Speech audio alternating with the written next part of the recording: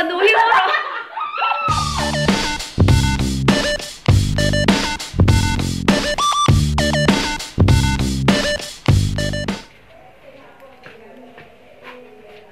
Hello.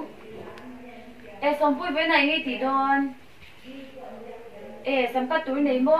Chắc lâu cho anh tệ. Video, hey, YouTube video kan video upload về chuyện đó cái video thì mình upload khá xa. Anh ý chú.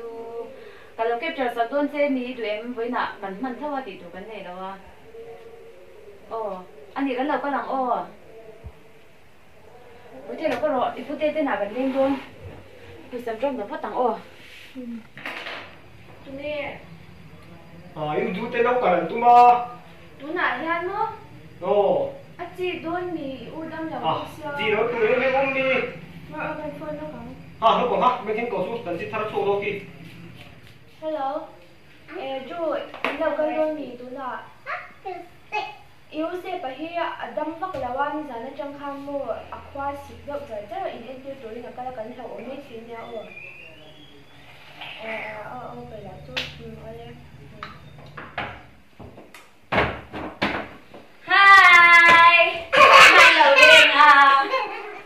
lâu thiên chứ hả thì cũng khá lâu bao su tia mà sẽ mất khâu lần suy bốc xí rồi còn không cao thấu không chân này đôi gì rồi cái cầu lạc sẵn chứ khá là chân khăn bị chân đó hay là chân nghe cái chân đó rồi 1, 2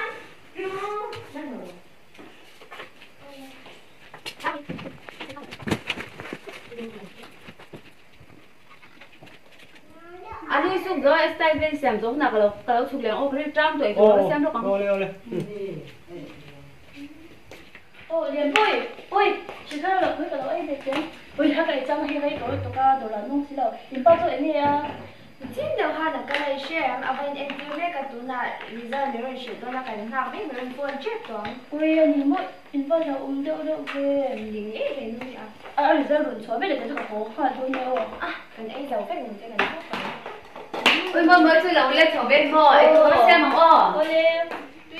ôi bà ơi thật ra nó mà chùm lâu bây giờ ấy giàu rồi đóng này tôi trên quên này tổ lâu ôi cái này ôi ấy giàu phết đưa trăm tụi ấy thôi ôi liền quay sầm số bằng nhiều ấy anh ba chú rồi phone rồi thế bây giờ có tiền rồi phone là qua khi mình phone chú hôn tổ mà liền ra cả lối thì cô là hay cô chết đó là sao mà hành nóng ê ui bố hiểu cái gì hết hello nì em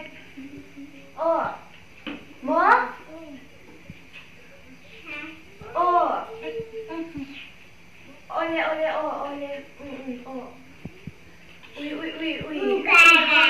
Ini kan itu, ini sebab positif dia. Ingat?